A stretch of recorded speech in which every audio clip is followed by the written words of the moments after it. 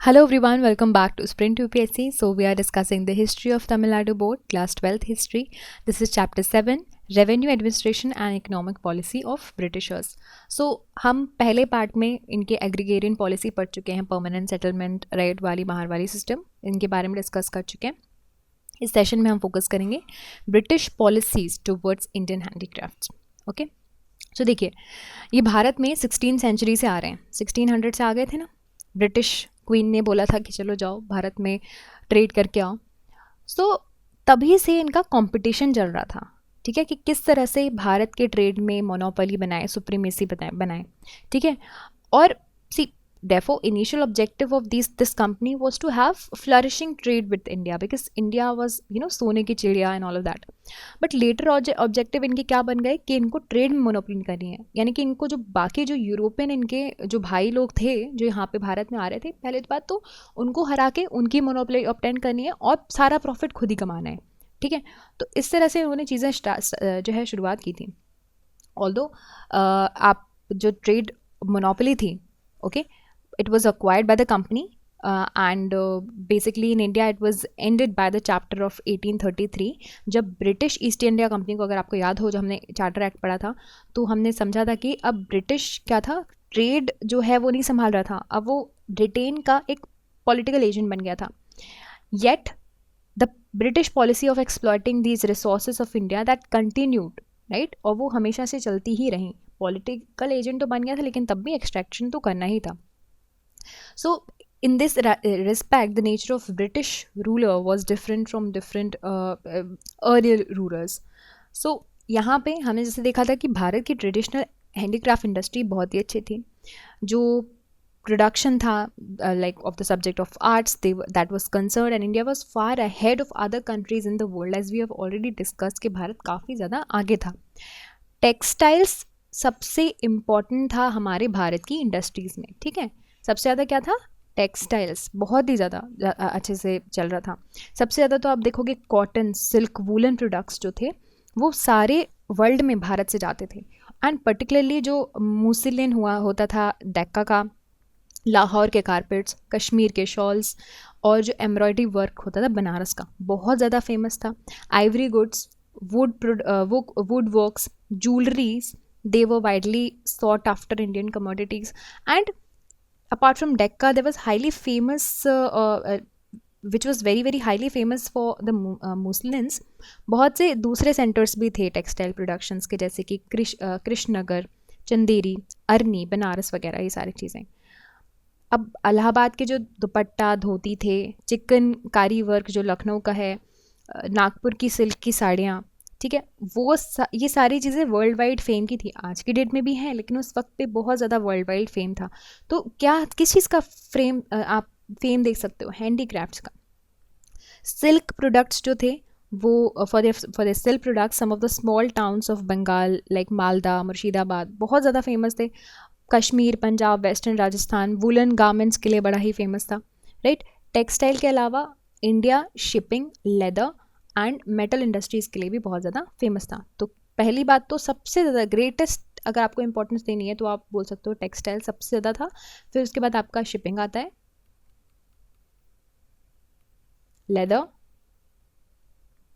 And metal industries. फिर हमारे यहाँ मार्बल में जो कटिंग और पॉलिशिंग वगैरह होती थी, है ना, हमारे जो इंडस्ट्रियल इकोनॉमी इस पे चल रही थी. ना, दूसरे प्रेशियस स्टोन्स में हम जिस तरह से जो कार्विंग्स वगैरह करते थे वो बड़ी ज़्यादा फेमस हुआ करती थी. Moradabad, Banaras, brass, copper, bronze utensils के लिए फेमस थे. नासिक, पूना, हैदराबाद, तंजौर, ये मेटल वर्क्स के लिए फेमस थे. कच्छ, सिंध, पंजाब, ये मैन्युफैक्चर करते थे आपके आर्म्स वगैरह. अब कोल्हापुर, सतारा, गोरखपुर, आगरा, चित्तौर एंड पलगट, ठीक है, तो इन्होंने जो ग्लास इंडस्ट्रीज़ है उनके लिए काफ़ी ज़्यादा जो इम्पोर्टेंस एंड रेपुटेशंस गेन कर रही थी. गोल्ड, सिल्वर, डायमंड ज्वेलरी बहुत ही इंपॉर्टेंट एस्पेक्ट हैं आपके इंडस्ट्रियल एक्टिविटी के. बहुत से भारत के पार्ट हैं वहाँ पे, स्पेशलाइज्ड चीज़ें थी इनके लिए. और in a way, in a short, in a summary, you can say the entire handicraft industries indicated a vibrant economy in India. But ये सब कब की बात है, ये सब बात है आपके इसके पहले की। Okay, so by this you can understand कि कितना फेम इन्होंने एंजॉय किया पूरे दुनिया में, पूरे विश्व भर में किस तरह से ये फेम एंजॉय कर रहे थे। बट इतने फेम के बाद भी 1800 के आसपास, 18 सेंचुरी के आसपास आप देखोगे कि डिक्लाइन होने लगा। बहुत सारे रीज़न हैं, एक रीज़न हम उस पर नहीं बोल सकते। पहला तो सबसे प्राइम है, जो पॉलिसी थी ब्रिटिशर्स की टूवर्ड्स इंडिया, वो काफ़ी ज़्यादा डेट्रीमेंटल थी, स्पेशली हैंडीक्राफ्ट्स इंडस्ट्रीज़ के लिए। ठीक है, यहाँ पे इंडियन मार्केट में क्या कर दिया, चीप प्रोडक्ट डंप करने लगे। ठीक है, फिनिश्ड गुड्स ब्रिटेन से लेकर आया करते थे, बनाया बनाया माल, चीप प्रोडक्ट्स यहाँ पे भारत के मार्केट में फ्लड कर दिया। इसकी वजह से क्या हुआ, जो इंडियन प्रोडक्ट्स हैं उनकी डिमांड्स कम हो गई, उनकी सेल कम हो गई। ठीक है, दोनों जगह पे, भारत में भी और भारत के बाहर भी। फिर 1769 में कंपनी ने क्या बोला कि they encourage the cultivation of raw silk in Bengal. ठीक है, while imposing service restrictions on the sale of its finish products. तो क्या कर रहे थे, यहाँ से रॉ मटेरियल्स तो प्रोड्यूस कर रहे थे, लेकिन फिनिश्ड गुड्स नहीं होने दे रहे थे। ओके, इसका उन्होंने रोक लगा दी। अब 1830s में स्ट्रेटजीज डिवाइस की आपकी कंपनीज ने कि कैसे कैसे जो फिनिश्ड गुड्स का बन के आ रहा है ब्रिटेन से, उसका कंजप्शंस यहाँ पर इंक्रीज किया जाए। इसके लिए उन्होंने जो टैरिफ्स है, ऑक्ट्रॉय पॉलिसी वगैरह है, ठीक है, they were modified to suit the British commercial interest. अब एक एग्जाम्पल यहाँ पे दिया हुआ है 1835 में। ठीक है, only a minimum import of British duty of you can say 2.5% was imposed on the import of the manufactured goods of cotton cloth. Okay, whereas 15% was the export duty was charged on the Indian cotton textile. तो आप देख सकते हो, ये आपका Britain है, ये India है। ओके, यहाँ से जो प्रोडक्ट फिनिश गुड्स आ रहा है उस पे कितना 2.5% आपका क्या लग रहा है, इम्पोर्ट ड्यूटी। भारत से अगर आपको कोई चीज़ बेचनी है, यहाँ पे 15%। You can see the difference, can you see this particular difference, 25 और 15%, this is a huge difference on that too. यहाँ पे ये तो भारत का टेक्सटाइल जो यहाँ से बन के जा रहा है यहाँ पे या फिर दूसरी जगह पे जा रहा है, तो कितना 15%, which is huge, which is very very huge. तो कोई इतना महंगा सामान क्यों खरीदेगा, चीज़ें सस्ती लोग खरीदना जो है पसंद करेंगे ना। इसके अलावा जो ब्रिटिश से गुड्स आते थे तो they were brought by cargo ships. Okay, तो ये सारी चीज़ों की वजह से इंडियन टेक्सटाइल जो है that could not enter the British market, जब बल्कि Indian market was flooded with the Britain goods. So इसकी वजह से क्या हुआ, ब्रिटेन की पैरामाउंसी आगे आ गई, और इसकी वजह से जो इंडियन रूलर्स हैं, देखो इकोनॉमी लॉस हो जाएगा तो वो ऑफकोर्स जो है वो सेटल होना शुरू कर देंगे। इसका मतलब जो डिमांड्स थी डोमेस्टिक लग्जरी गुड्स की, लाइक रॉयल अटायर्स, आर्मरी, दूसरे subjects by the Indian royalty, that was very much reduced drastically. So जो आपका ट्रेडिशनल डायनेस्टीज़ हैं वो डिसअपेयर होने लगी, उनके नोबेलिटीज़ जो थे they also passed into oblivion. इसकी वजह से डिमांड जो थी ट्रेडिशनल लग्जरी गुड्स की वो भी डिक्रीज़ हो गई। अब ये तो आपने ब्रिटिशर्स का रीजन्स देख लिया, हर एक चीज़ उन पे थोपी नहीं जा सकती, चलो ठीक है थोड़ा उनको छोड़ देते हैं। दूसरी इम्पॉर्टेंट आस्पेक्ट जो दुनिया में चीज़ें हो रही थी और सबसे इम्पॉर्टेंट था इंडस्ट्रियल रेवोल्यूशन। अब इंडस्ट्रियल रिवॉल्यूशन की वजह से इंडस्ट्री सेटअप हो गई, नई जो इन्वेंशंस होने लगे, नई नई इंडस्ट्री सेटअप होने लगी।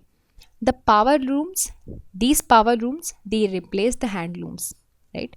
और इंडिया में भी आप देखोगे मशीन्स का एडवेंट आने लगा, जिसकी वजह से हैंडीक्राफ्ट डिक्लाइन होने लगा। And as of now machine made products they were available. And देखो मशीन मेड प्रोडक्ट्स मशीन से बने हुए होते हैं तो इनका रेट भी कम होता है, राइट, चीप रेट पे मिल जाते हैं, एंड एक कम समय में ज़्यादा जो गुड्स हैं वो प्रोड्यूस किए जा सकते हैं इन मशीन्स के द्वारा। तो फाइनली ये एक और रीज़न बन गया।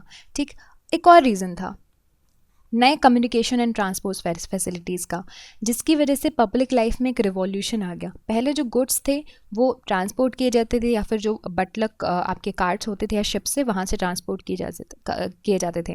ओके, एंड इसकी वजह से जो रेनी सीजन्स हैं उसकी वजह से ये सारे जो नेचुरल कॉजेज़ एंड फिनोमिनन्स हैं वो बहुत बहुत ज़्यादा इम्पैक्ट करते थे आपके ट्रांसपोर्टेशन के लिए। बट अब आ गई थी नई नई चीज़ें,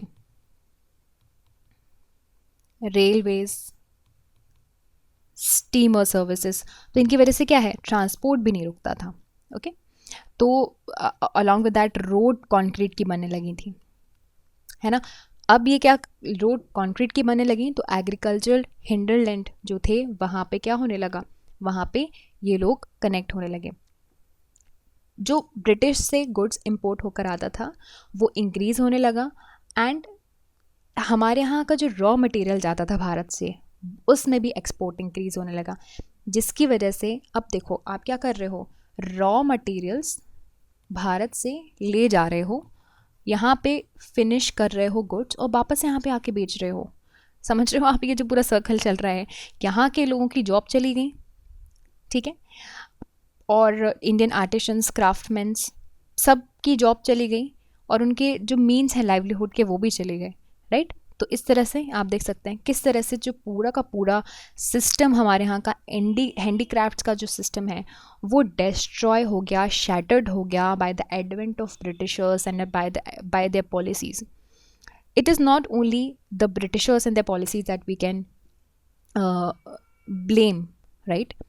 We should also blame the other factors that were happening all around the world, the industrialization and everything. But yes, British were the main cause जिनकी वजह से हमारे भारत का जो हैंडीक्राफ्ट्स है, एम्प्लॉयमेंट है, इकोनॉमी है, वो शैटर्ड हुई, right? So these all were the content of this particular session. I hope you understood the chapter 7. By this we are wrapping up this chapter, and I hope you like this video, and if you did, you can subscribe to the YouTube channel for more videos and updates, and also you can download the Sprint UPSC app to practice book chapter and topic wise. Remember, candidates, just reading books and watching videos are not going to help you out unless you practice thoroughly. So identify your mistakes and work to improve your performance, and Sprint UPSC is the perfect app to do all of this. अगर आपको ये video पसंद आया हो तो हमारे YouTube channel को subscribe कीजिए, और वीडियोज़ एंड अपडेट्स के लिए साथ ही साथ डाउनलोड कीजिए स्प्रिंट यूपीएससी ऐप। यहाँ पर आप अपनी books, chapter and topic wise practice कर सकते हैं। देखिए, सिर्फ बुक पढ़ने से और वीडियोज़ देखने से मदद नहीं मिलेगी जब तक आप अच्छे से प्रैक्टिस नहीं करोगे। तो अपनी मिस्टेक्स को जानिए, परफॉर्मेंस को इम्प्रूव कीजिए, और स्प्रिंट यूपीएससी इसके लिए परफेक्ट ऐप है। I will see you soon in the next video. Thank you very very much.